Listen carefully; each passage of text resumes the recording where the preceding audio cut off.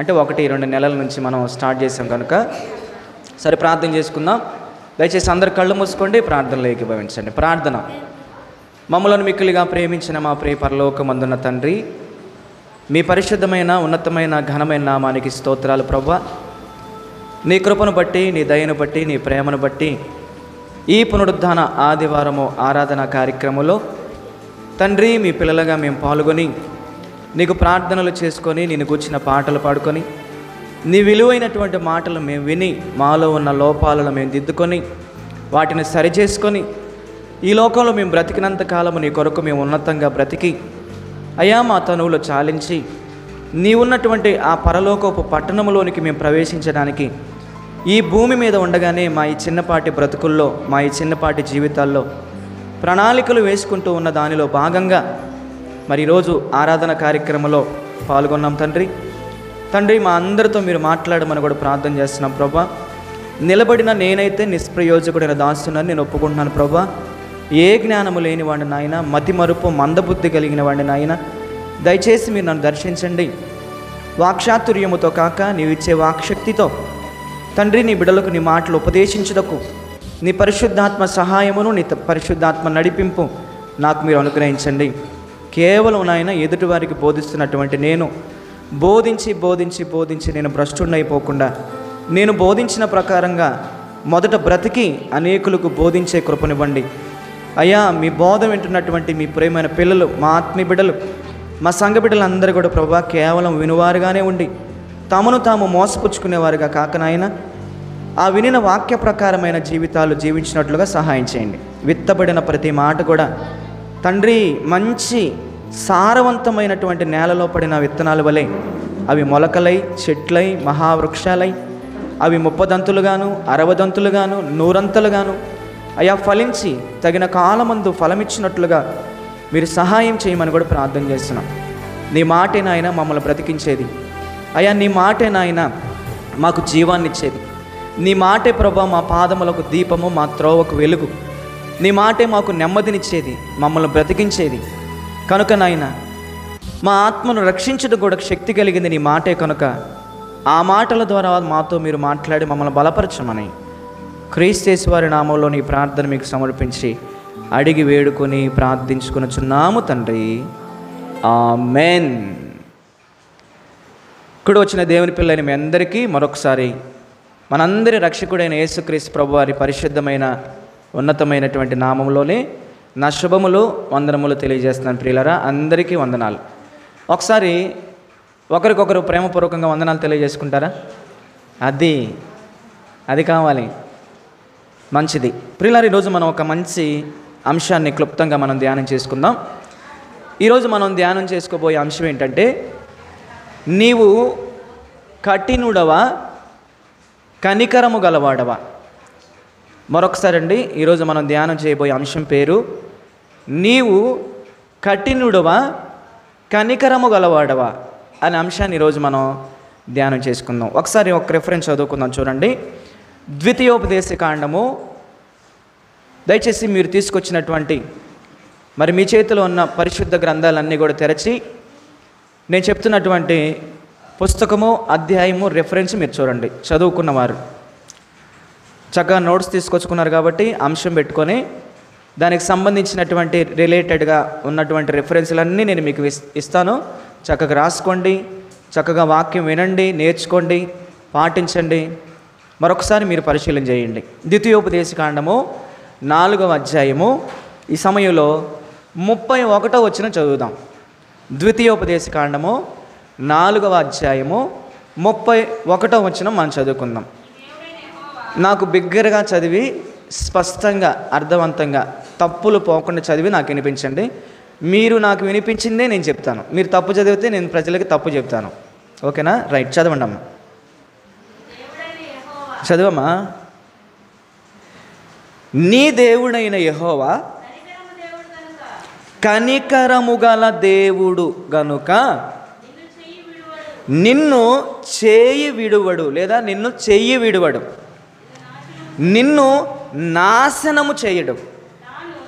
తాను నీ పితరులతో ప్రమాణము చేసిన నిబంధనను మరిచిపోడు అని దేవుడైనటువంటి యెహోవా తాను ఏర్పాటు చేసుకున్నటువంటి తన ప్రజలైన తన జనాంగమైనటువంటి ఇశ్రాయేలును గూర్చి దేవుడి మాట చెప్తున్నాడు.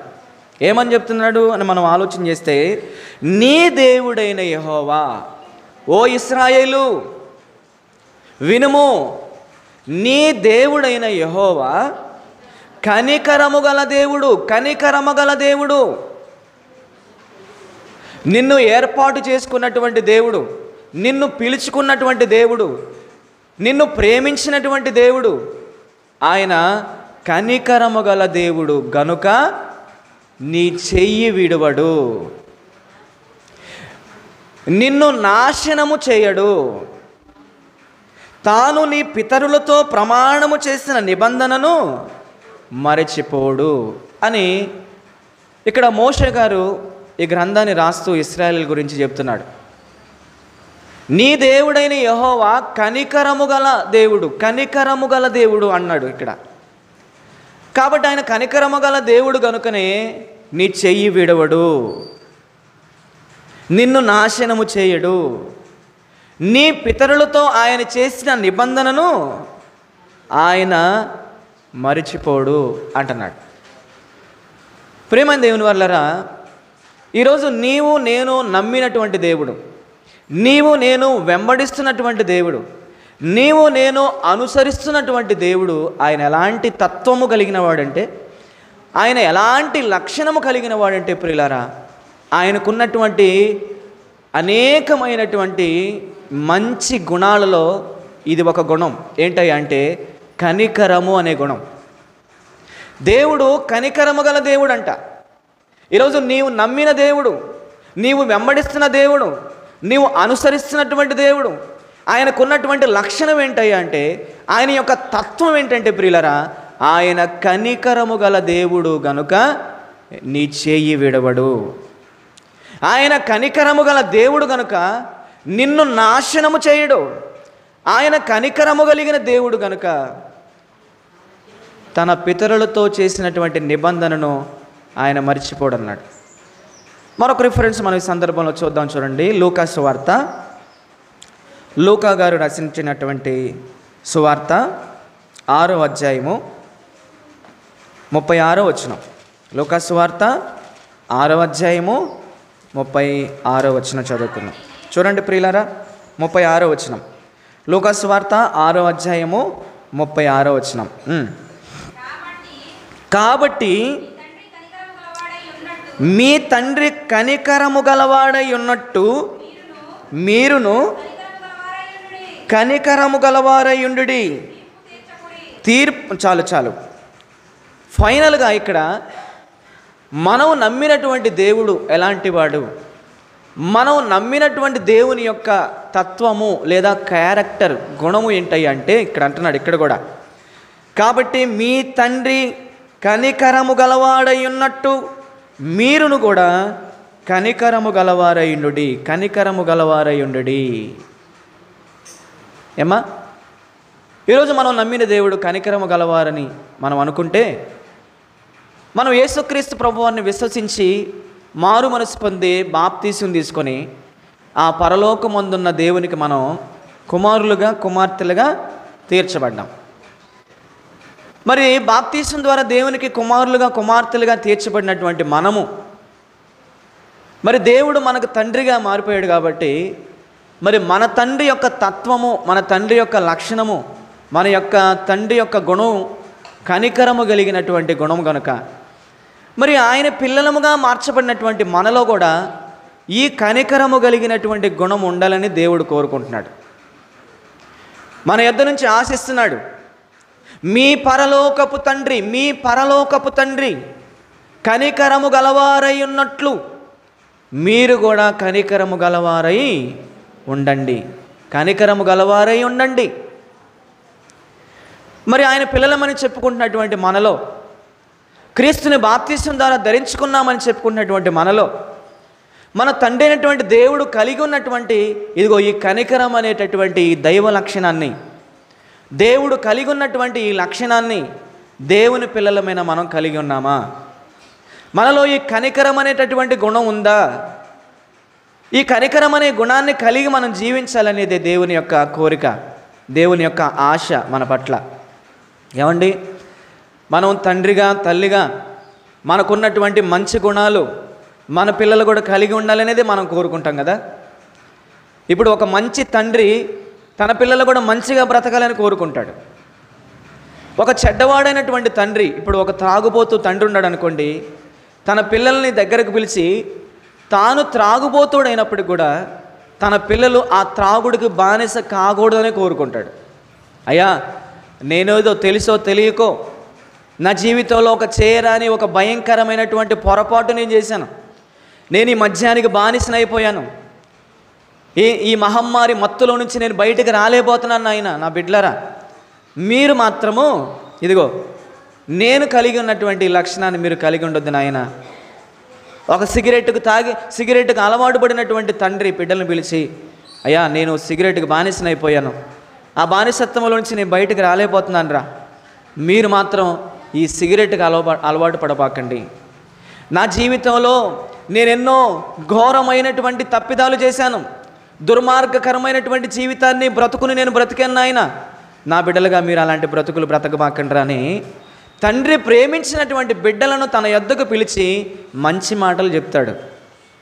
ఈ తండ్రిలో లోపం ఉంది కాబట్టి పిల్లల్ని పిలిచి, అయ్యా నాలో లోపం ఉందిరా, మీరు లోపం లేకుండా బ్రతకండి అని చెప్తాడు. లోపాలు ఉన్న తండ్రి.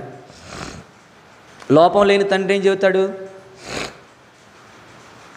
లోపం లేని తండ్రి ఏం చెబుతాడు? దేవుడు మన తండ్రి కదా, ఆయన త్రాగుతాడా? మరి త్రాగడు కాబట్టి ఆయన ఏం చెప్తాడు? త్రాగొద్దే అని చెప్తాడు. అంతేకాకుండా ప్రియులారా, దేవుడు ఒక మాట అన్నాడు, మీకు తెలుసు కదా, పేతురు పత్రికలో, నాయనా నేను పరిశుద్ధుడును రా, మీరును పరిశుద్ధులై ఉండండి అంటున్నాడు. చూడండి, మన పరలోకపు తండ్రి ఎలాంటి వాడంట, మన ఆత్మలకు కన్న తండ్రిని దేవుడు ఎలాంటి వాడంట, ఆయన పరిశుద్ధుడంట. ఆ మాట ఒకసారి పేతురు పత్రికలో మీరు చదవగలిగితే ఒకసారి చదవండి అమ్మ. అధ్యాయము రెఫరెన్స్ చెప్పండి. పేతురు గారు రాసిన మొదటి పత్రిక మొదటి అధ్యాయము 14వ వచనం. పేతురు గారు రాసిన మొదటి పత్రిక మొదటి అధ్యాయము 14వ వచనం. చూడండి దేవుడు ఏమంటున్నాడు చూడండి. నేను పరిశుద్ధుడనై ఉన్నాను గనుక మీరును పరిశుద్ధులై ఉండండి అని చెప్తాడు దేవుడు. ఆయన పరిశుద్ధుడు కనుక ఆయన నమ్మినటువంటి పిల్లలకి, ఆయన కుమారులుగా కుమార్తెలుగా తీర్చబడ్డ వారికి ఏం చెప్తాడు అంటే, ఒరే నేను పరిశుద్ధుడనరా, మీరు కూడా పరిశుద్ధులుగా ఉండండి అని చెప్తాడు. మరి లోపం ఉన్నటువంటి తండ్రి ఏం చెప్తాడు? అయ్యా నేను పాపినరా, మీరు పాపం చేయబాకండి అని చెప్తాడు. కాబట్టి మన తండ్రి దేవుడు ఆయన కనికరము గల దేవుడు, కనికరము గల దేవుడు. కాబట్టి ఆత్మలంగా ఆయనకు పుట్టినటువంటి వారంగా మనమందరం కూడా అదే లక్షణాన్ని మనం కలిగి జీవించాలి. కనికరము అనేటటువంటి లక్షణము అది చాలా గొప్ప లక్షణం, అది దేవుడు కలిగి ఉన్నటువంటి లక్షణం. మరి ఇప్పుడు ఈ లక్షణం ఎవరిలో కనబడుతుంది మనకంటే, పరలోకమందున్నటువంటి యెహోవా దేవునిలో ఈ కనికరము అనేటటువంటి లక్షణం కనబడుతుంది. ఏమండి, ఆయన ఎందరో తన ప్రజలైనటువంటి వారి మీద కనికరపడినటువంటి దేవుడిగా కూడా మనం చరిత్రలో చూస్తాం. మరి ఆయన కుమారుడైనటువంటి యేసుక్రీస్తు ప్రభువారి యొక్క దైనందిన జీవితంలో మరి ఏమాత్రం ఆయనలో కనికరం అనే ఈ లక్షణం లేదంటారా? పరలోకమందున్న యెహోవా తండ్రి ఏ విధముగా ఆయన కనికరము కలిగినటువంటి దేవుడుగా ఉన్నాడో, ఆయన కుమారుడైనటువంటి యేసుక్రీస్తు ప్రభువారు సర్వలోకాన్ని రక్షించడానికి రక్షకుడుగా ఈ లోకమునికి వచ్చినటువంటి యేసుక్రీస్తు ప్రభువారు కూడా ప్రియులారా, యాజ్ ఇట్ ఈజీగా తండ్రి ఏ గుణమైతే కలిగి ఉన్నాడో అదే గుణము యేసుక్రీస్తు ప్రభువారు కూడా కలిగి ఉన్నాడు. ఆయనలో కూడా ప్రియులారా సమృద్ధిగా కనికరము అనేటటువంటి దైవ లక్షణం ఉంది. యేసుక్రీస్తు ప్రభువారు తన దైనందిన జీవితంలో ఈ లోకంలో 33.5 సంవత్సరాలు జీవించినటువంటి జీవిత కాలంలో నిజంగా ఆయన ఎందరి పట్ల తన కనికరాన్ని చూపించాడో, నిజంగా ఎందరి పట్ల తన కనికరాన్ని చూపించాడని మనం ఆలోచన చేస్తే ప్రియులారా, ఒకసారి మీ చేతిలో ఉన్న పరిశుద్ధ గ్రంథం తెరిచి మత్తయి గారు రాసిన సువార్త 9వ అధ్యాయము 36వ వచనం చదువుకుందాం. మత్తయి గారు రాసిన సువార్త 9వ అధ్యాయము 36వ వచనంలో ఏం రాయబడిందో చూద్దాం. 9:36 36 చదవమ్మా. ఆయన సమూహములను చూచి వారు కాపరి లేని గొర్రెల వలె విసిగి చెదరిపోయి ఉన్నందున యేసు వారి మీద కనికరపడ్డాడంట. యేసు వారి మీద కనికరపడ్డాడంట. ఏమండి, యేసుక్రీస్తు ప్రభువారు ఈ లోకంలో జీవించినటువంటి తన జీవిత కాలంలో 33.5 సంవత్సరాల జీవిత కాలములో ప్రియులారా, అనేక మంది జన సమూహాలుగా యేసు ప్రభువారిని వెంబడించేవారు. గుంపులుగా యేసుక్రీస్తు ప్రభువారిని వెంబడించేవారు. యేసుక్రీస్తు ప్రభువారు తనను వెంబడిస్తున్నటువంటి ఆ జన సమూహాల వైపు చూచి వారు కాపరి లేని గొర్రెల వలె విసిగి వేసారిపోయినటువంటి పరిస్థితిలో ప్రియులారా వారిని చూసి కనికరపడ్డాడంట. ప్రియులారా, వారిని చూసి కనికరపడ్డాడని మనం ఇక్కడ చూస్తున్నాం. ప్రియులారా, మరొక సందర్భాన్ని చూద్దాం. చూడండి, అదే మత్తయి సువార్త 14వ అధ్యాయం 14వ వచనం చూడండి. 14వ అధ్యాయము 14వ వచనం. అదే మత్తయి సువార్త 14వ అధ్యాయము 14వ వచనం. ఆయన వచ్చి ఆ గొప్ప సమూహమును చూచి వారి మీద కనికరపడి వారిలో రోగులైన వారిని స్వస్థపరిచెను అన్నాడు. చూడండి ప్రియులారా, ఏమండి, యేసుక్రీస్తు ప్రభువారు ఈ లోకంలో జీవించినటువంటి ఆ జీవిత కాలములో గొప్ప జనసమూహాలు విసిగి వేసారిపోయి కాపరి లేని గొర్రెల వల్లే ఉన్నప్పుడు వారి మీద ఆయన కనికరపడి వారి మీద కనికరాన్ని చూపించాడంట. అంతేకాదు ప్రియులారా, రోగులైనటువంటి వారిని కూడా చూచి ఆ రోగులైనటువంటి వారి మీద కనికరపడి వారిలో ఉన్నటువంటి రోగాలన్నిటి కూడా తీసేశాడంట. దేవునికే స్తోత్రం కలుగును గాక. ప్రియులారా, యేసుక్రీస్తు ప్రభువారు ఈ లోకంలో జీవిస్తూ ఉన్నప్పుడు ఆయన యొద్దకు ఎంతో భయంకరమైన తీరని కుదరని దీర్ఘకాలికమైనటువంటి రోగాలతో మందే లేని మాయ రోగములతో ఉన్నటువంటి వ్యక్తులు వచ్చేవాళ్ళు. తెలుసా మీకు? కుంటి చేతులు ఉన్నవాళ్ళు, కుంటి కాళ్ళు ఉన్నవారు, నోటి మాట లేని మోగవాళ్ళు, చెవిటి వాళ్ళు, గ్రుడ్డి వాళ్ళు, ఊచ చేతులు కలవాళ్ళు, కుష్టు రోగులు, ఏమండి, చనిపోయినటువంటి శవాలను కూడా యేసు ప్రభు దగ్గరికి తీసుకొచ్చారు. తెలుసా మీకు? ఎవరు ఎలాంటి భయంకరమైన తీరని కుదరని రోగములతో యేసు ప్రభు దగ్గరికి వచ్చినా సరే ఆయన ఏం చేసేవాడు తెలుసా? ఎలాంటి భయంకరమైన రోగాలతో ఆయన దగ్గరికి వచ్చినా సరే అలాగ స్వస్థపరిచి వారిని మరి రోగముతో ఇంటికి పంపించకుండా ఆరోగ్యవంతులుగా ఇంటికి పంపించాడంట. దేవునికి స్తోత్రం కలుగును గాక. కాబట్టి ప్రియులారా, చూడండి ఇక్కడ రాయబడిన మాట, ఆయన వచ్చి ఆ గొప్ప జన సమూహమును చూచి వారి మీద కనికరపడ్డాడంట. వారి మీద కనికరపడి, కనికరం అంటే జాలి, దయ, ప్రేమ, కరుణ అనే పదాలు కూడా వస్తాయి. కాబట్టి వారి మీద కనికరపడి లేదా జాలిపడి లేదా వారి మీద ప్రేమ చూపించి వారిలో రోగులైనటువంటి వారిని స్వస్థపరిచెను. సాయంకాలం అయినప్పుడు శిష్యులు ఆయన యొద్దకు వచ్చి, ఇది అరణ్య ప్రదేశము, ఇప్పటికే ప్రొద్దుపోయిను. ఈ జనులు గ్రామములోనికి వెళ్ళి భోజన పదార్థములు కొనుక్కొనుటకై వారిని పంపివేయమని చెప్పిరి. సరే, ఏదేమైనా నీవు నేను నమ్మినటువంటి మన రక్షకుడైనటువంటి యేసుక్రీస్తు ప్రభువారు కూడా ఆయన కూడా కలిగి ఉన్నటువంటి లక్షణము ఇదిగో ఈ కనికరం అనే లక్షణం. కాపరి లేని గొర్రెల వలె విసిగి వేసారి చెదరిపోయిన జన సమూహములను చూసి ఆయన కనికరపడ్డాడంట. రోగులైనటువంటి జన సమూహాన్ని చూసి వారి మీద కనికరపడి జాలిపడి వారిని స్వస్థపరిచారంట యేసు ప్రభువారు. ఇంకా మనం మరొక సందర్భాన్ని చూద్దాం ప్రియులారా. అదే మత్తయి గారు రాసిన సువార్తలోనే 15వ అధ్యాయము 32వ వచనం కూడా చదవండి. అదే మత్తయి గారు రాసిన సువార్త 15వ అధ్యాయము 32వ వచనం. ప్రతి సందర్భాన్ని మీరు చక్కగా రాసుకోండి. మత్తయి సువార్త 15వ అధ్యాయము 32వ వచనం ప్రియులారా. అంతటా యేసు తన శిష్యులను తన యొద్దకు పిలిచి, ఈ జనులు నేటికి 3 దినముల నుండి నా యొద్ద ఉన్నారు, వారికి తినడానికి ఏమీ వారి యొద్ద లేదు గనుక నేను వారి మీద కనికరపడుచున్నాను, నేను వారి మీద కనికరపడుచున్నాను. బా, చూడండి ప్రియులారా, అంతటి యేసు తన శిష్యులను తన యొద్దకు పిలిచాడంట. తన యొద్దకు పిలిచి వారితో ఇలాగ చెప్తున్నాడు. ఏమని చెప్తున్నాడు? నా శిష్యులారా, ఈ జనులు నేటికి 3 దినముల నుంచి నా యొద్దనున్నారు. 3 దినముల నుంచి నేను చెబుతున్నటువంటి జీవవాక్కులను వింటూ, ఆ మాటలు వింటూ ఉండగా వారు ఆకలి దప్పులు కూడా మర్చిపోయారు. నేటికి 3 దినముల నుంచి వారు నా యొద్ద ఉన్నారు కనుక వారికి తిననేమీ లేదు కనుక వారి మీద నేను కనికరపడుచున్నాను. ఒకవేళ వాళ్ళు తమ ఇంటికి వెళ్ళేటప్పుడు దారిలో మూర్ఛిల్లి పడిపోతారేమో, నా పిల్లలు బలహీనమవుతాం భౌతికంగా, నా పిల్లలు అనారోగ్య పాలైపోవటం, నా యొద్దకు వచ్చిన నా పిల్లలు ఆకలితో ఇంటికి వెళ్తాం నాకు ఇష్టం లేదు. ఆత్మ సంబంధమైనటువంటి అక్షయమైన వాక్యమైన ఆహారాన్ని నేను వారికి సమృద్ధిగా పెట్టాను.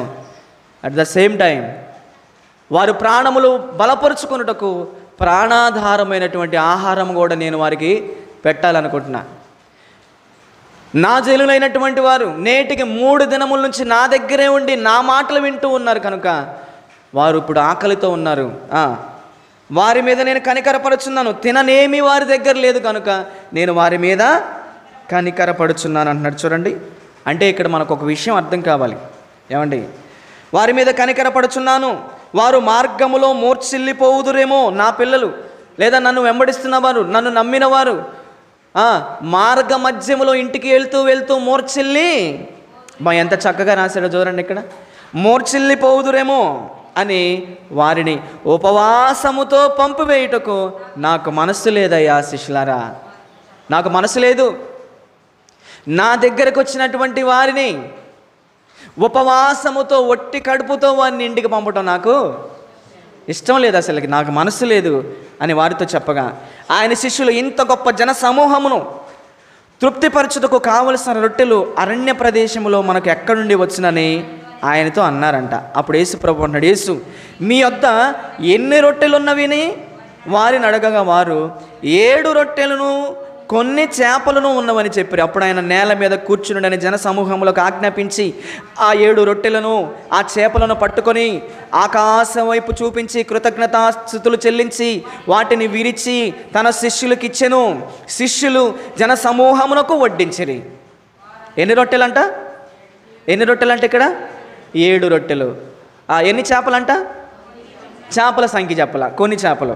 7 రొట్టెలు కొన్ని చేపలు ఆయన ఆకాశం వైపు చూపించి కృతజ్ఞతాస్తుతులు చెల్లించి ఆశీర్వదించి శిష్యులకు ఇచ్చి ఇక ప్రజలకు వడ్డించండి అయ్యా అన్నారు. వాళ్ళు వడ్డిస్తున్నారంట. చేపలను పట్టుకొని కృతజ్ఞతాస్తుతులు చెల్లించి వాటిని విరిచి తన శిష్యులకు ఇచ్చెను. శిష్యులు జనసమూహమునకు వడ్డించిరి. 37 వచనం. వారందరూ తిని తృప్తి పొందిన మీదట మిగిలిన గంపలు 7 గంపల నిండా ఎత్తిరి. ఎంతమందికి పెట్టాడు? పురుషుల సంఖ్య 5,000 మంది అంటాడు అక్కడ. 5 రొట్టెలు 2 చిన్న చేపలు ఎంతమందికి పెట్టాడంట? ఒకప్పుడు 5 రొట్టెలు 2 చిన్న చేపలు 5,000 మంది పురుషులకి. ఇంకా ఎక్కువ ఉన్నారు, స్త్రీలు ఉన్నారు, పిల్లలు ఉన్నారు, వృద్ధులు ఉన్నారు కదా. అక్కడ ఎన్ని గంపలు మిగిలినాయి చెప్పండి అమ్మా, ఎన్ని గంపలు? 12 గంపలు మిగిలినాయి. ఇక్కడ 7 రొట్టెలు కొన్ని చిన్న చేపలు పెట్టిన తర్వాత ఎన్ని గంపలు మిగిలినంటే ఇక్కడ 7 గంపలు మిగిలినాయి అంటే ఇంకా అబ్బా, నిజంగా ఆయన తలుచుకుంటే ఎలాగైనా మనల్ని పోషించగలడు. ఆయన పోషించే దేవుడు. ప్రతి జీవి ఉదయం కాగానే ఆకలితో దేవుని వైపు చూస్తూ దేవునికి మొరపెడుతూ ఉండగా దేవుడు తన గుప్పిలిని విప్పి ప్రతి జీవిని పోషిస్తున్నాడంట. ప్రియులారా, దేవునికి స్తోత్రం కలుగునుగాక. అరచు పిల్ల కాకులకు దేవుడు ఆహారమును కూడా దయచేస్తున్నాడంట దేవుడు. కాబట్టి ప్రియులారా చూడండి, ఇక్కడ వారందరూ తిని తృప్తి పొందిన మీదట మిగిలిన మొక్కలు 7 గంపల నిండా ఎత్తిరి. స్త్రీలను పిల్లలను కాక తినిన వారు అబ్బో 4,000 మంది పురుషులు. అంటే ఇక్కడ స్త్రీలు పిల్లలు కాకుండా పురుషుల సంఖ్య మాత్రం ఇక్కడ 4,000. అక్కడ ఎంత? 5,000. తర్వాత ఆయన జనసమూహములను పంపివేసి దోణి ఎక్కి మగదాను ప్రాంతమునకు వెళ్ళాను. ఈ సందర్భాన్ని మీకు నేను జ్ఞాపకం చేయడం వెనకాల నా ఉద్దేశం ఏంటంటే ప్రియులారా, యేసుక్రీస్తు ప్రభువారు కనికరము కలిగినటువంటి వాడు. ఆ జన సమూహములను చూసి వారు కాపరి లేని గొర్రెల వలె విసిగి వేసారి ఉన్నందున వారిని చూసి కనికరపడ్డాడంట. రోగులైనటువంటి వారిని చూసి వారి మీద కనికరపడి వారిని స్వస్థపరిచాడంట. ఆకలితో ఉన్నటువంటి వారిని చూచి వారు ఆకలితో ఉండటం ఆయనకి మనసు లేక ఏం చేశారయ్యా అంటే వారు ఉపవాసముతో ఉండి వారి మార్గ మధ్యములో మూర్ఛిల్లుతో ఆయనకి ఇష్టం లేక ఏం చేశాడయ్యా అంటే చూడండి, 7 రొట్టెలు కొన్ని చిన్న చేపలు ఆశీర్వదించి 4,000 మంది పురుషులకి, స్త్రీలకి, పిల్లలకి సమృద్ధిగా వారి కడుపు నిండా ఆహారం పెట్టాడు. వాళ్ళు తిని తృప్తి చెందారు, సంతోషంగా ఇంటికి పోయారు ప్రియులారా. ఇంకా మనం మరొక సందర్భాన్ని చూద్దాం. యేసుక్రీస్తు కనికరము గలవాడా, ఆయనలో ఈ కనికరం అనేటటువంటి గుణం ఉందా అనడానికి మరికొన్ని సందర్భాలు మనం చూద్దాం ప్రియులారా. ఈ సందర్భంలో లూకా రాసిన సువార్త 7వ అధ్యాయము 13వ వచనం చూడండి. లూకా రాసిన సువార్త 7వ అధ్యాయము 13వ వచనం. అందరు బైబిల్ తీయండి అమ్మా. తీసిన తర్వాత ఒక్కరు చదవండి. లూకా రాసిన సువార్త 7వ అధ్యాయము 13వ వచనం చదువుతున్నారు చూడండి. ప్రభు ఆమెను చూచి,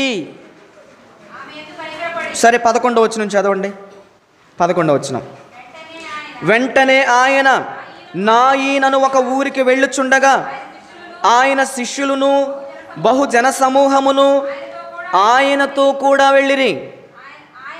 12వ వచనం. ఆయన ఆ ఊరి గవిని యొద్దకు వచ్చినప్పుడు చనిపోయిన ఒకడు ఊరి వెలుపలికి మోసుకొని పోవుచుండెను.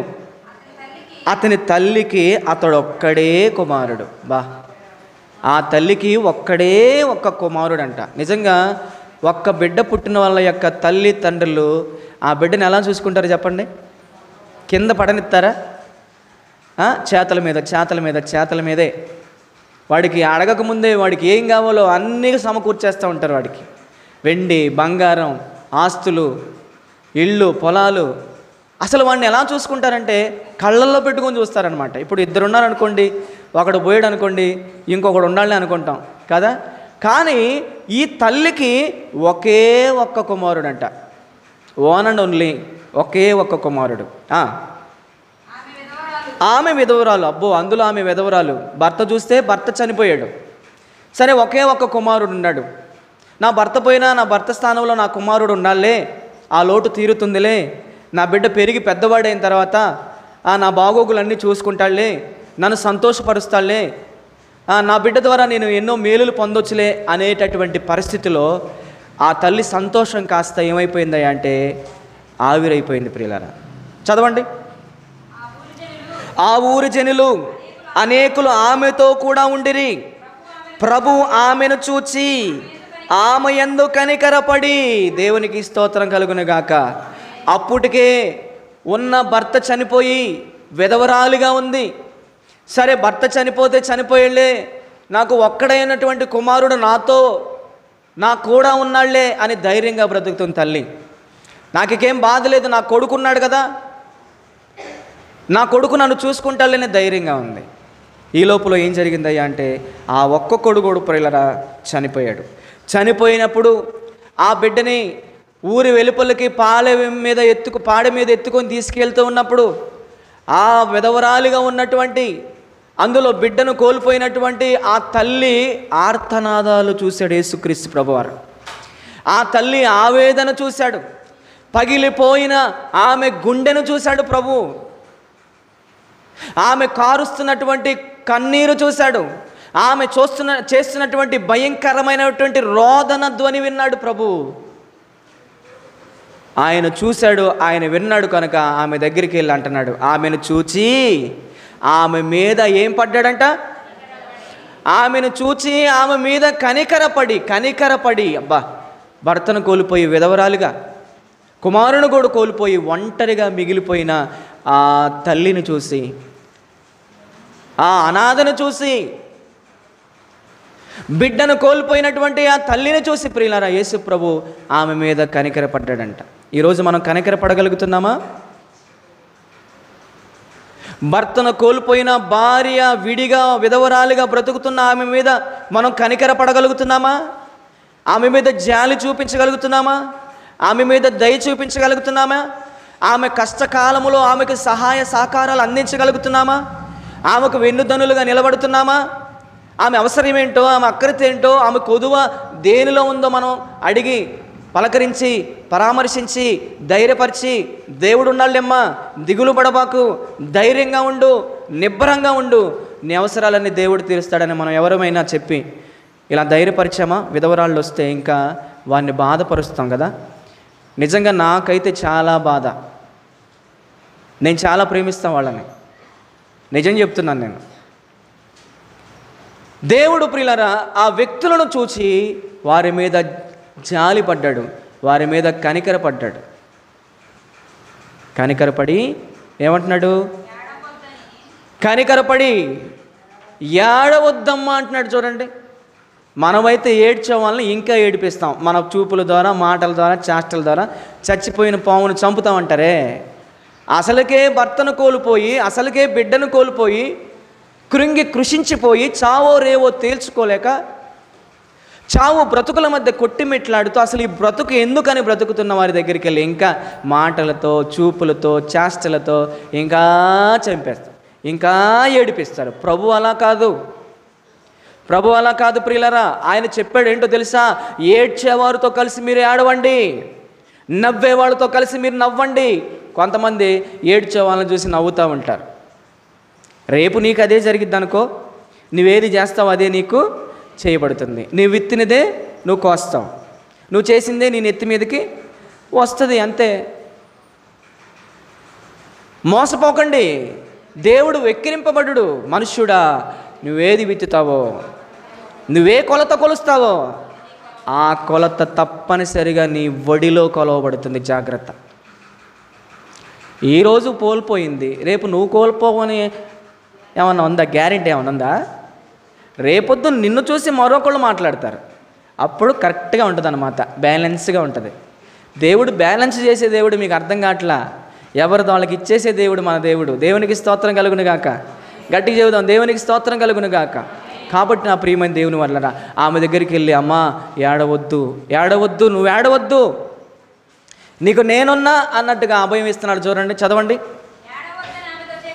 ఏడవద్దని ఆమెతో చెప్పి దగ్గరకు వచ్చి ఆ పాడెను ముట్టగా మోయిచున్నవారు నిలిచారంట. మోయిచున్నవారు నిలిచి నిలవగానే ఆయన అంటున్నాడు, చనిపోయి చచ్చి శవమై ఊరిప్పుకి వెలుపలికి పాతి పెట్టడానికి తీసుకువెళ్తున్న శవము దగ్గరికి వచ్చి, ప్రియులరా, శవంతో మాట్లాడుతున్నాడు ప్రభు. ఏమనుకుంటున్నారు మీరు? నమ్మిన రక్షకుడు యేసు ప్రభు అంటే అసలు ఆయన ఎలాంటి వాడు అనుకుంటున్నారు మీరు? ఆయన ఆశ్చర్యకరుడు, ఆలోచనకర్త, నిత్యుడగు తండ్రి, బలవంతుడైన దేవుడు, సమాధానకర్తయగు అధిపతి. సామాన్యుడు అనుకుంటున్నారా యేసు ప్రభు వారు? ఏదో మనుషుడిగా ఈ లోకంలో పుట్టాడు అనుకుంటున్నారేంటి? చచ్చి శవమై పడి ఆ పాడె మీద ఊరిపికి వెలుపలికి మరికొద్ది క్షణాల్లో ఆ మట్టిలో పెట్టి కప్పెట్టి వచ్చేటటువంటి శవంతో మాట్లాడాడు ప్రభు. శవంతో మాట్లాడాడు. ఏమని మాట్లాడాడమ్మా? చిన్నవాడా లెమ్మని అనగానే, చిన్నవాడా లెమ్మని నీతో చెప్పుచున్నాను అనగానే, అసలు చనిపోయిన వాడు ఎలా అయినాడు? చనిపోయిన శవాన్ని గొడ్డలు తీసుకొని మొక్కలు మొక్కలుగా మనం నరికినా కూడా ఆ శవానికి ఏమన్నా కదలికలు ఉంటాయా? చెప్పండి అమ్మా, ఏమైనా ఉంటాయా? నరికినా కదలికలు ఉండవు. మట్టిలో పెట్టి మట్టేస్తున్నా, అయ్యో మట్టే బాగండి అంటాడా? మెదలకుండా అలానే ఉంటుంది శవం. చచ్చి శవమై పడి దాని మీద దేని మీద శవపేట మీద మోసపోతున్న శవం దగ్గరకు వచ్చి మాట్లాడి, చిన్నవాడా లెమ్మని నేను నీతో చెప్తున్నాను కానీ చిన్నవాడు దిగ్గున లేచి కూర్చొని వెళ్ళిపోయాడంట. దేవునికి స్తోత్రం కలుగును గాక. అది ఆయనలో ఉన్న పవరు. ఏమనుకుంటున్నారు యేసు ప్రభు అంటే? లేచి కూర్చొని ఇక మాట్లాడసాగాడంట ప్రభు. ఆ కుర్రుడు మాట్లాడసాగాడంట. ఆయన ఇక అతని తల్లికి అప్పగించాడంట. కాబట్టి నా ప్రియమైన దేవుని వల్లరా, చూడండి, పరలోకమందున్నటువంటి తండ్రిన దేవుడు, ఆయన కనికరము కలిగినటువంటి దేవుడు, ఆయన కుమారుడైన యేసుక్రీస్తు ప్రభువారి గురించి మనం ఆలోచన చేసినప్పుడు ఆయన కూడా కనికరము కలిగినటువంటి వాడుగా మనకు కనపడుతున్నాడు. ప్రియులారా, ఎందరి మీద ఆయన కనికర పడుతున్నాడు చూడండి. ఆకలి కొనిన వారి మీద కనికర పడుతున్నాడు, రోగగ్రస్తులైన వారి మీద కనికరపడుతున్నాడు.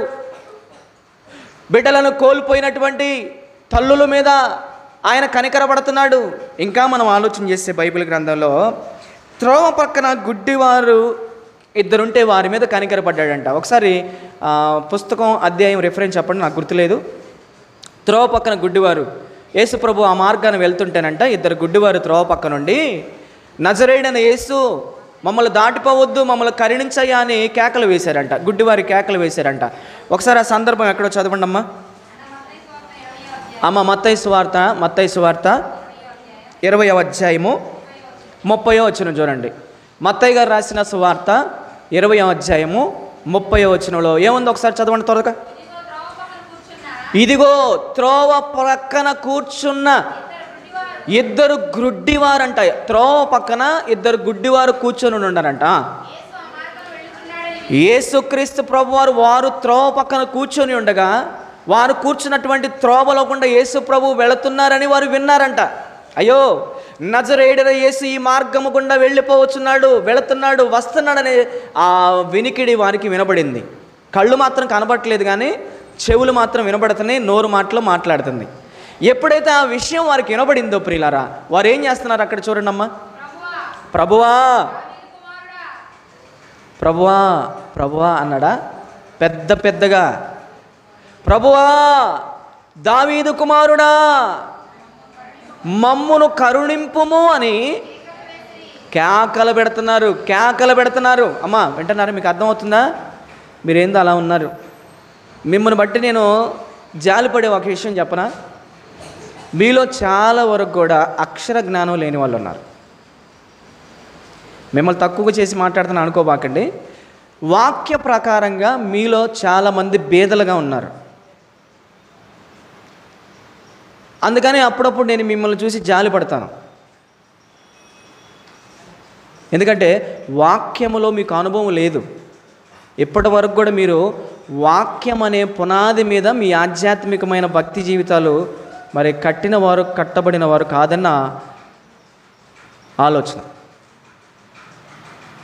కాబట్టి వాక్యములో మీరు బలపడాలి. వాక్యాన్ని మీ హృదయములోకి మీరు ఎక్కించుకోవాలి. నేను నిజంగా ఎంత కష్టపడతానంటే మీకు వాక్యాన్ని మీ హృదయంలోనికి ఎక్కించడానికి ఇక్కడ నేను ప్రసవ వేద పడతాను, మీకు అది తెలియదు.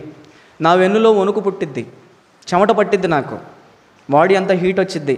ఎందుకు చెప్పండి? భయపడి కాదు. ఈ వాక్యాన్ని నేను మీకు ఎలా అర్థం చేయించాలి, ఈ వాక్యాన్ని నేను మీ హృదయంలోకి ఎలా ఎక్కించాలనే భయం నాకు. అమ్మ అర్థమవుతుందా మీ అందరికీ? అర్థమవుతుందన్న వాళ్ళు ఒకసారి దేవునికి స్తోత్రం చెల్లిస్తారా? దేవునికి స్తోత్రం కలుగును గాక. కాబట్టి ప్రియులారా, మనం నమ్మినటువంటి రక్షకుడైన యేసుక్రీస్తు ప్రభువారు ఆయన కనికరము కలిగిన దేవుడు. ఆయన మార్గమున పోవుచున్నాడని త్రోవ ప్రక్కరున్న గుడ్డి వారిద్దరూ నజరేయుడైన యేసు మమ్మను దాటిపోవద్దయ్యా, మమ్మను కరుణించయ్యా, దయచేసి మా యొక్క అంధత్వంలో నుంచి మాకు విడుదల దయచేయి, మేము కూడా ఈ లోకాన్ని చూడాలని ఆశపడుతున్నాం అన్నట్లుగా బిగ్గరగా కేకలు వేసి అరుస్తున్నాడంట. అప్పుడు యేసుక్రీస్తు ప్రభు పక్కనున్న శిష్యులు ఓయ్ ఓయ్ అరవకండి, సైలెంట్గా ఉండండి అంటున్నారంట. అక్కడ చదవండి, అక్కడ అదేనా ఉంది. పక్కనున్న శిష్యులు అంటున్నారు, మీరిద్దరు ఊరకుండండి, ఎందుకు ఇలా కేకలు పెడతారు, ఊరకుండండి అంటున్నారంట. జనులు వారిని గద్దించిరి కానీ వాళ్ళు సైలెంట్గా ఉండట్లా. ఇంకా వారు ప్రభువా దావీదు కుమారుడా నజరేయుడైన యేసు మమ్మల్ని దాటిపోవద్దయ్యా, మమ్మల్ని కరుణించయ్యా, మా మీద దయ చూపించయ్యా, మా మీద దయ చూపించయ్యా అని మరీ బిగ్గరగా కేకలు వేశారు. అప్పుడు ఏం చేశాడు యేసు ప్రభు? అరితే మీరు అరుచుకుంటారా, నాకెందుకు, అసలు మీరెవరో నేనెవరు అనుకున్నాడా? అక్కడ యేసుక్రీస్తు ప్రభు వారు నిలిచిపోయాడు. వారి కేకలు ఆయన్ని, వారి ఆర్తనాదాలు ఆయన అక్కడ ఆపేసినాయి. ప్రియులారా, యేసు ప్రభు అక్కడ నిలిచి వారిని నా యొద్దకు తీసుకురండి అన్నాడు. అంతే. నేను మీకు ఏమి చేయకోరుచున్నారు, నేను మీకు ఏం చేయాలని మీరు కోరుకుంటున్నారు అని మీరు వారిని అడిగారంట. అప్పుడు వాళ్ళు ఏం చెప్పారు? వారు ప్రభువా అయ్యా మాకేమొద్దు, మాకు ఆస్తులు వద్దు, మాకు అంతస్తులు వద్దు, మాకు ధనం వద్దు, మాకు ధాన్యం వద్దు, దయచేసి ఇదిగో మేము గ్రుడ్డి వాళ్ళగా ఉన్నామయ్యా, ఈ లోకాన్ని మేము చూడలేకపోతున్నామయ్యా, దయచేసి మా కన్నులు మాత్రమే నువ్వు తెరువయ్యా అన్నారు. నిజంగా ఎంత మంచి కోరుకున్నారు కదా. అప్పుడు దేవుడు మనమే ఆ సిచ్యువేషన్లో ఉన్నాం అనుకోండి, ప్రభువా మా కళ్ళొద్దు ఏమొద్దు కానీ మాకు మంచి ఒక 5 స్టేర్ల బిల్డింగు, ఒక మంచి BMW కారు, లేకపోతే జాగ్రనో ఏదో ఒకటి, బెంజినో ఒక కారు, తర్వాత ఏ బంగారం అంటే అది 7 వారాల నగలో ఏదో ఒకటి అడుగుతాం అనుకుంటా.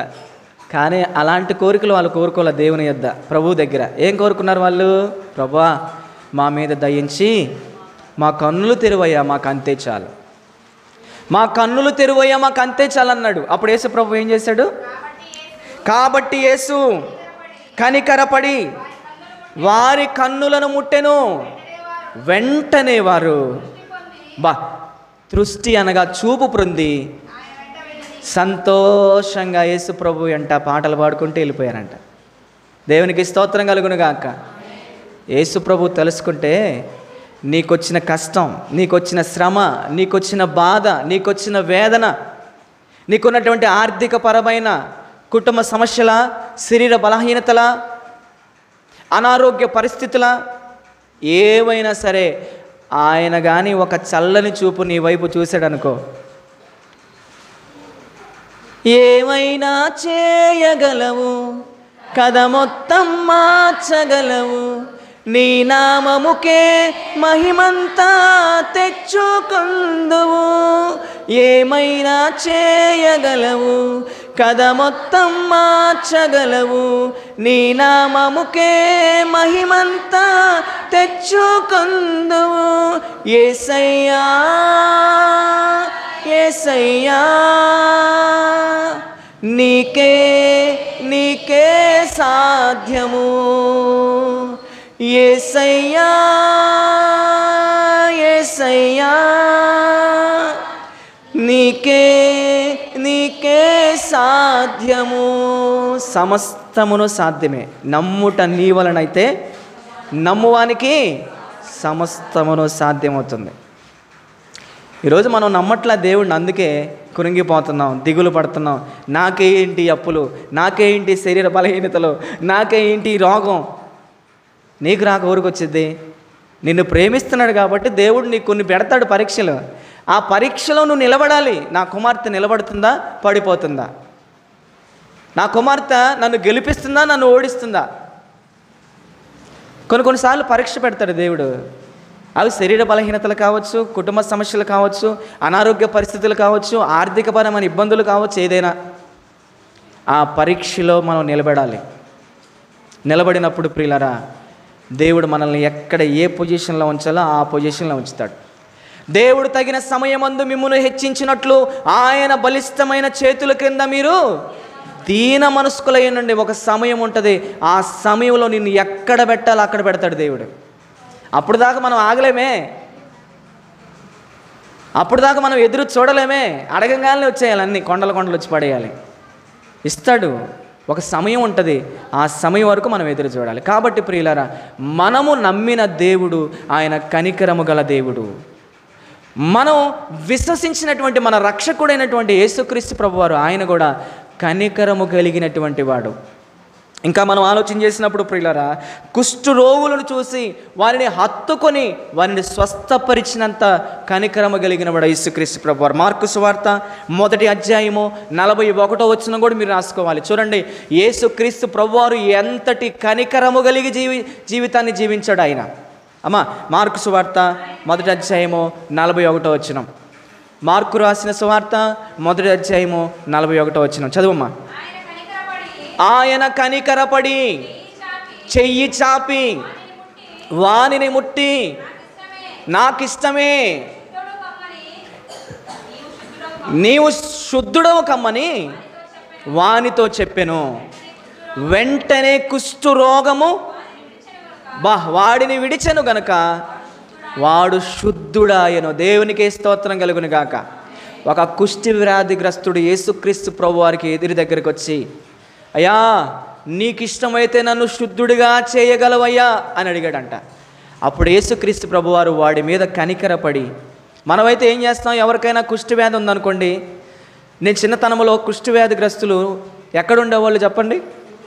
ఊరికి దూరముగా, ఊరికి వెలుపల వారిని ఉంచేవాళ్ళు. వారి గాలి కూడా తగలకూడదు, వారి మనకు టచ్ కాకూడదు. ఎందుకంటే కుష్టి వ్యాధి అనేది అంటువ్యాధి. కానీ ఇప్పుడు మందులు వచ్చేసినాయి, దేవుడి దయ వలన మందులు వచ్చేసినాయి. ఆ కుష్టి వ్యాధిగ్రస్తుడు యేసు ప్రభు దగ్గరికి వచ్చి, అయ్యా నీకు ఇష్టమైతే నన్ను శుద్ధుడిగా చేయయ్యా. ఏమన్నాడు? నన్ను శుద్ధుడిగా చేయి అనలా. నీకిష్టమైతే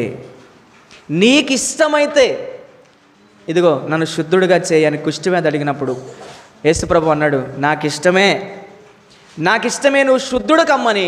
అతన్ని ముట్టగానే ఇదిగో అతనిలో ఉన్న కుష్టివ్యాధి అతన్ని విడిచిపెట్టిందంట. ఆయన స్వస్థత పొంది సమాధానం కలిగి వెళ్ళాడంట. దేవుని నామానికి స్తోత్రం కలుగునుగాక. కాబట్టి నా ప్రియమైన దేవుని వల్ల చూడండి, అసలు ఆ యేసు ప్రభు వారి యొక్క కనికరం గుణం, ఆయనలో ఉన్నటువంటి ఆ జాలి గుణం, ఆయనలో ఉన్నటువంటి ఆ ప్రేమ గుణం, ఆయనలో ఉన్నటువంటి ఆ దయాగుణం. మరి ఈరోజు ఆయనను నమ్ముకున్నామనేటటువంటి మనలో ఎందుకో మరి కఠినత్వం కదా. నిజంగా ఒక్కొక్కరిని చూసినప్పుడు నిజంగా ఎంత కఠినులుగా ఉంటారో. ఈరోజు మన అంశం అదే, నీవు కఠినుడవా కనికరము గలవాడువా? చాలామంది కఠినులుగానే ఉంటున్నారు కానీ కనికరత్వం కలిగి జీవించలేకపోతున్నారు. ఎందుకనో దిక్కులేని వారిని, విధవరాండ్రను, అనాథలైన వారిని, కూటికి గతి లేని వారిని, ఆకలికి అలమటించిపోతున్న వారిని, వస్త్రహీనులుగా ఉన్నవారిని, అనాథలైన వారిని, అభాగ్యులైన వారిని ఈరోజు మనం వారిని చూసినప్పుడు వారి మీద కనికరపడగలుగుతున్నామా? అమ్మా, కనికరపడగలుగుతున్నామా? యేసు ప్రభు ఎవరెవరి మీద కనికరపడ్డాడు? ఆయన రోగగ్రస్తులైన వారి మీద కనికరపడ్డాడు, ఆకలి కొని ఉన్న వారి మీద కనికరపడ్డాడు ఆయన, గ్రుడ్డి చూపు కలిగినటువంటి గ్రుడ్డి వాళ్ళ మీద కనికరపడ్డాడు ఆయన, కుమారులను కోల్పోయి భర్తను కోల్పోయినటువంటి విధవరాల మీద ఆయన కనికరపడుతున్నాడు, కుష్టు రోగగ్రస్తులైన వారి మీద కనికరపడుతున్నాడు ఆయన, ఆకలి కొనిన వారి మీద కూడా ఆయన కనికరపడుతున్నాడు. ఈరోజు ఆకలితో ఉదయాన్నే మన ఇంటికి వచ్చి, అన్నపూర్ణేశ్వరీదేవి దయతో ఒక పట్టెడు మెతుకులు సద్దన్నం ఉంటే పెట్టమ్మా, ఆకలిగా ఉందని అడిగాడు అనుకో, ఏం పేరు పెట్టాడు నీకు? అన్నపూర్ణేశ్వరీదేవి అంట. మళ్ళీ ఏ అన్నం పెట్టమంటాడు? సద్దన్నం పెట్టమంటాడు. ఎందుకని రాత్రి ఉండిన అన్నమేమో ఎవరన్నా పెడతావు, మరి ఉదయాన్నే వేడిగా వండుకున్న అన్నం ఎవరికి పెడతావు? నీ భర్తకి, నీ పిల్లలకు పెట్టుకుంటావు కదా. అందుకనే నేను అడగగానే వేడన్నం వేయవని తెలిసే ముందుగానే వాళ్ళు ఏం చేస్తారంటే, అమ్మ కొద్దిగా సద్దన్నం ఉంటే పెట్టమ్మా అంటాడు. అప్పుడు ఏం చేయాలి మనం? సద్దన్నం పెట్టడం కాదు, నిజంగా ఆ వ్యక్తి మీద నీకు కనికరం అనేది, జాలి అనేది, దయ అనేది, ప్రేమ ఉంటే ఆ సద్దన్నంలో నీళ్లు పోసుకొని నువ్వు తిని వేడి అన్నం వాళ్ళకి పెడతావు. అమ్మా ఒక పాత చీర ఉంటే అమ్మా అని వచ్చి అడిగింది. ఏ చీరమ్మా? పాత చీరే, కొత్త చీర అడగలా. నిజంగా ఆ వ్యక్తి మీద నీకు కనికరం ఏముంటే నీ బీరువా మూత తీయంగాలు పడిపోతాయి ఈ చీరలన్నీ కూడా. కొంతమంది ఎన్ని చీరలు ఉన్నా, అమ్మ మిమ్మల్ని నేను తక్కువ చేసి మాట్లాడుతున్నా, దయచేసి నన్ను అర్థం చేసుకోండి. ఈరోజు చాలామంది పురుషులకు కూడా ఉన్నాయిలేండి. సరే నీకు దేవుడు ఇచ్చాడు, నీకు ఉన్నాయి, ఏం చేయాలి మరి? అవి తుప్పు చెమ్మిట ఎలుకలు కొట్టకుండా ఏం చేయాలంటే, ఏం చేయాలి? ఒక పాత చీర, ఒక పాత చొక్కా ప్యాంటు అన్నప్పుడు ఏం చేయాలి తెలుసా? అవసరమైతే అవి నువ్వు వేసుకొని ఏం చేయాలి? లేని వాళ్ళకు క్రొత్త బట్టలు కొనివ్వాలి. క్రైస్తవుడిగా బ్రతకడం అంటే ఏదో అనుకుంటున్నారు చాలామంది. క్రైస్తవులుగా బ్రతకడం అంటే మాటలు చెబుతాం అనుకుంటున్నారు. క్రైస్తవులుగా బ్రతకడం అంటే మాటలు చెప్పడం కాదు, బ్రతుకులో చేసి చూపించడం క్రైస్తవ్యం అంటే. దేవునికి స్తోత్రం కలుగును గాక. అమ్మ గట్టిగా చెప్పాలి, దేవునికి స్తోత్రం కలుగును గాక. కాబట్టి ఒక పాత చీర, ఒక పాత చొక్కా ఎవరిని అడిగితే అవి మన ఇంట్లో పెట్టుకొని మనం వేసుకొని క్రొత్త బట్టలు కొనివ్వాలి. ఈ క్రిస్మస్ పండుగ దినాల్లో నిజంగా క్రైస్తవులు అనబడిన వారు ఎంతటి దాతృత్వాన్ని చూపిస్తారంటే ప్రపంచవ్యాప్తంగా నిజంగా వాళ్ళు క్రొత్త దుప్పట్లు, కొత్త కండువాలు, కొత్త షర్ట్లు, ప్యాంటులు, చీరలు, చలికి సంబంధించినటువంటి రగ్గులు, అలాగా హాస్పిటల్ దగ్గర, ఫుట్పాత్ల మీద, రైల్వే స్టేషన్స్లో, బస్ స్టాప్స్లో పడుకున్నటువంటి దిక్కులేని అనాథల దగ్గరికి వెళ్ళిపోయి మంచి మంచి వేడి వేడి బిర్యానీ వండి పెట్టి వారికి ఆహారం పంపిణీ, మంచి మంచి చీరలు, మంచి మంచి దుప్పట్లు. ఈ క్రిస్మస్ పండుగ దినాల్లోనే యేసుక్రీస్తు నామం పేరిట ఎంతటి దాతృత్వం కలిగి ఎంతటి సహాయం చేస్తారో తెలుసా మీకు? అమ్మ వినండి, ముగిస్తున్నా. ఇంకా ఎంతటి సహాయం చేస్తారో తెలుసా? అలాగ మీరు చేసి చూడండి, ఎన్నడూ అనుభవించినటువంటి సంతోషాన్ని మీరు అనుభవిస్తారు మీ జీవితంలో. అది అనుభవించేవాడికే తెలిసిద్ది. అది ఏమ్మా, క్రైస్తవ్యం అంటే అది ఇచ్చేది, పుచ్చుకునేది కాదు. క్రైస్తవ్యం అంటే ఏంటంట? అది ఇచ్చేది, పుచ్చుకునేది కాదు. క్రైస్తవ్యం అంటే ప్రియులారా ఒక క్రొవ్వొత్తు వలె, నేను ఎప్పుడు చెప్తానో, అది అనేకులకు వెలుగునిస్తూ అది ఆరిపోతూ ఉంటుంది. మనం ఆరిపోతూ కూడా అనేకులకు ఏమి ఇవ్వాలి?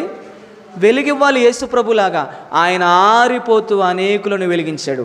నిజమైన వెలుగు ఉండెను, అది లోకములోనికి వచ్చుచు ప్రతి మనిషిని వెలిగించుచుండెను. ఆ వెలుగును చూసినటువంటి మనుషులు, అబ్బా ఏంటయా ఇంతటి వెలుగు అన్నారు యేసు ప్రభువుని చూసి. నిన్ను కూడా అదే అనుకోవాలి.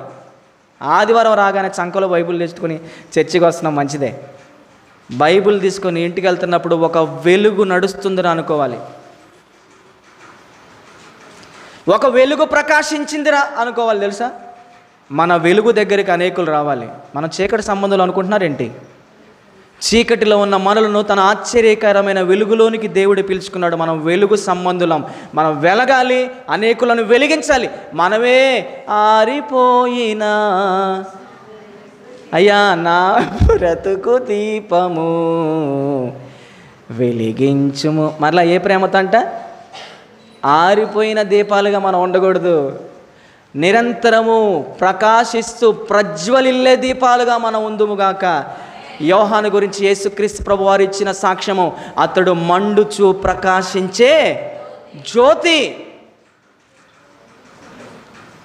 మరి నీ గురించి నా గురించి ఎప్పుడు అంటారు దేవుడు? మరి నా పిల్లలు మండుతూ ప్రకాశించే జ్యోతులు అన్నాలి దేవుడు. దేవునికి స్తోత్రం కలుగును గాక.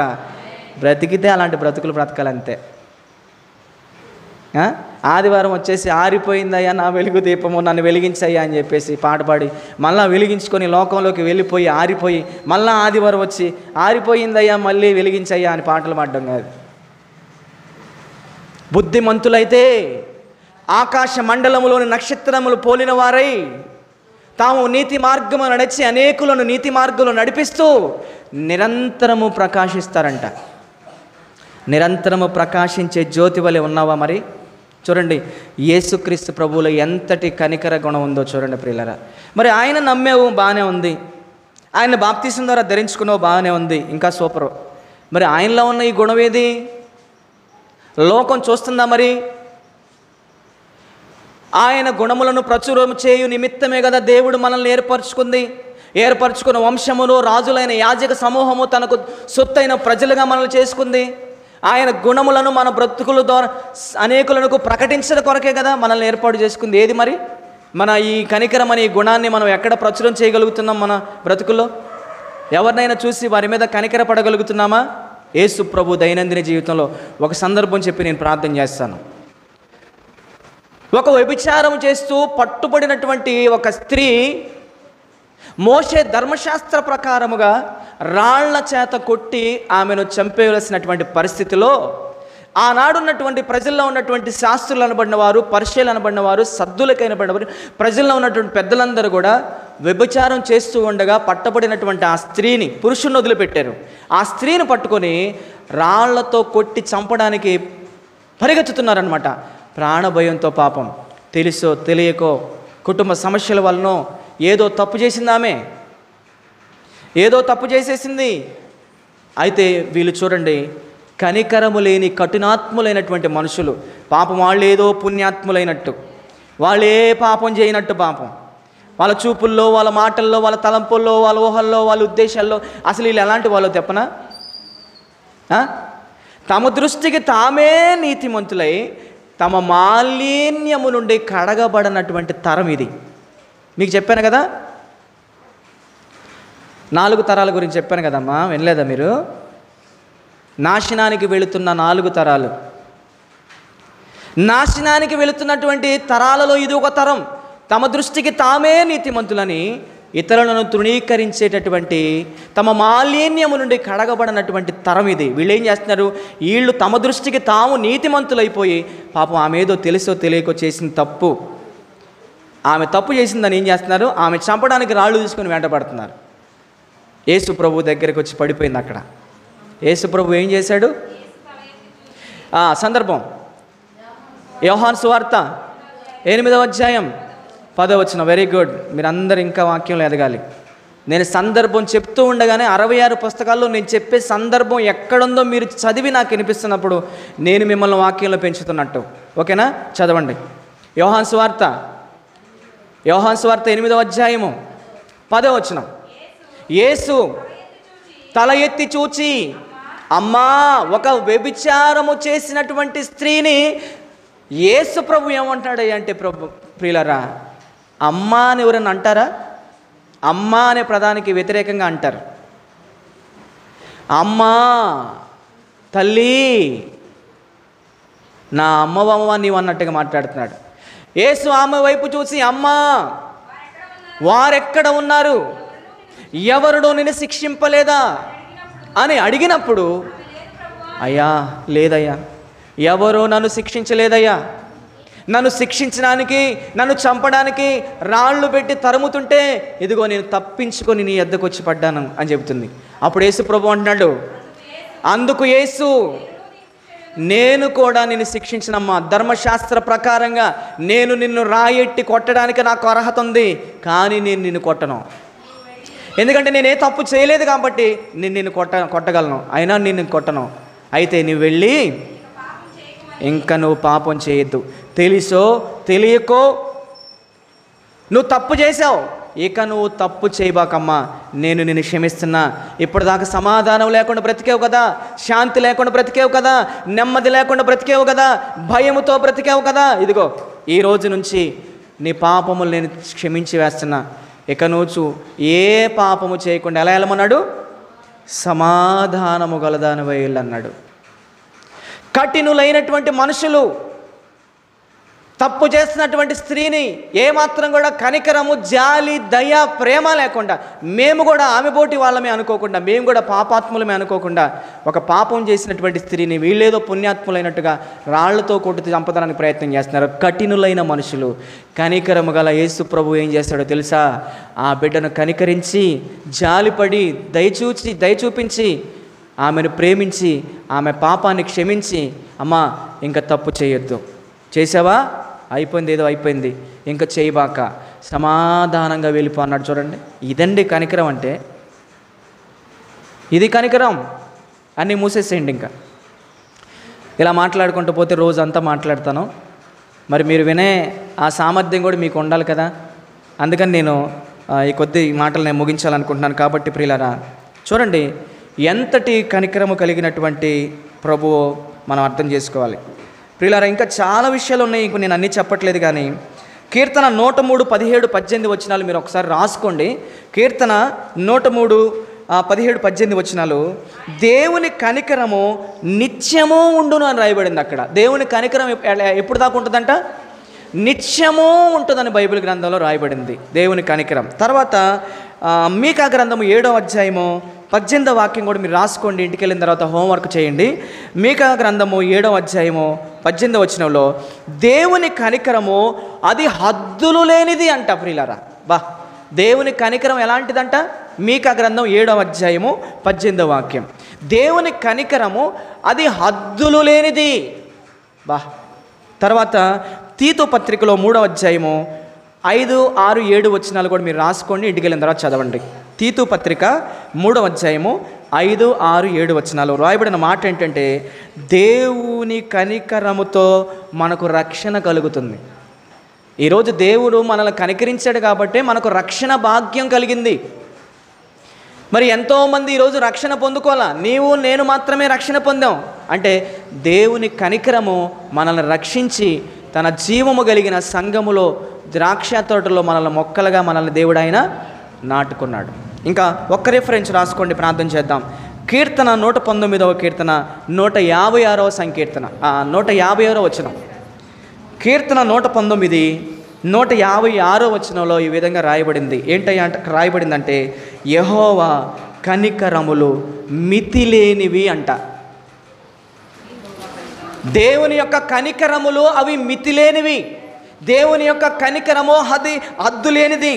దేవుని యొక్క కనికరము అది నిత్యము ఉండేది. దేవుని యొక్క కనికరము వల్లే ఈరోజు ఎంతటి పాపాత్ములైనా సరే రక్షణ పొందుకోగలుగుతున్నారు. కాబట్టి దేవుడు కనికరము గల దేవుడు. ఓకేనా? మరి ఆయన పిల్లలు మనకు చెప్పుకుంటున్నాం. మనము ఈ కనికరం అనే ఈ లక్షణాన్ని కలిగి ఉన్నామా లేదా? ఒకవేళ లేకపోతే దేవుడు ఈరోజు నీతో నాతో మనందరితో మాట్లాడాడు. ఈ రోజు నుంచైనా మనము దేవుడు కలిగినటువంటి యేసు ప్రభువారు కలిగినటువంటి ఈ కనికర గుణాన్ని మనం అందరము కలిగి జీవించుదుముగాక. దేవుడి కొద్ది క్లుప్త వివరణ మన వినికిడిలో దీవించి ఆశీర్వదించునుగాక. తలలు వంచండి, కళ్ళు మూసుకోండి, ప్రార్థన చేద్దాం. పరిశుద్ధుడు అయిన మా ప్రియ పరలోకమందున్న తండ్రి, మీ పరిశుద్ధమైన ఉన్నతమైన ఘనమైన నామానికి స్తోత్రాలు. మీ ప్రియమైన పిల్లలు, మా ఆత్మీయ బిడ్డలనైనా మరి సంఘముగా నీ సన్నిధిలో కూడుకొని ఎంతో వినయముతో వినమ్రతతో నిలబడి మాట్లాడుతుంది నేనైనా, వినబడుతున్న మాటలు నీ మాటలుగా నీ బిడ్డలు గ్రహించి ఎంతో శ్రద్ధగా భక్తితో నీ బిడ్డలు నీ మాటలు విని ఉండగా కేవలం వినువారుగానే ఉండి తమను తాము మోసపరుచుకోకుండా అయా వినిన ప్రతి మాట ప్రకారంగా మీ బిడ్డలు జీవించినట్లుగా మీరు సహాయం చేయండి. మీ బిడ్డల హృదయములో నా ద్వారా మీరు ఇచ్చినటువంటి ఈ విత్తనములనే, ఈ వాక్యం అనే విత్తనాలు ఏవైతే ఉన్నావో అవి దుష్టుడు వచ్చి ఆ మాటలు దొంగిలించుకొని పోకుండా ప్రభా, నీ బిడ్డలు తమ హృదయమందు వాటిని భద్రపరుచుకునే కృప దయచేయండి. అవి 30దంతులుగాను 60దంతులుగాను 100అంతులుగాను ఫలించే కృప దయచేయండి. మీ బిడ్డలైన వారందరూ కూడా ప్రభా నీ వాక్య ప్రకారమైన జీవితాలు జీవించినట్లుగా సహాయము దయచేయమని యేసుక్రీస్తు నామమున ఈ ప్రార్థన మీకు సమర్పించి అడిగి వేడుకొని ప్రార్థించుకొనుచున్నాము తండ్రి. ఆమేన్. ప్రియమైన దేవుని వల్లరా మరి ఈ సమయంలో మనం అందరం లేచి నిలబడి మరి పరిశుద్ధుల అక్కర్ల కొలదైనటువంటి కానుకలు మనం అందరం సమర్పించుకుందాం. ఒక పాట పాడండి, సందర్భానుసారంగా ఏదన్నా ఒక పాట పాడండి. నానా పాస్టర్ గారికి మైక్ అయ్యా.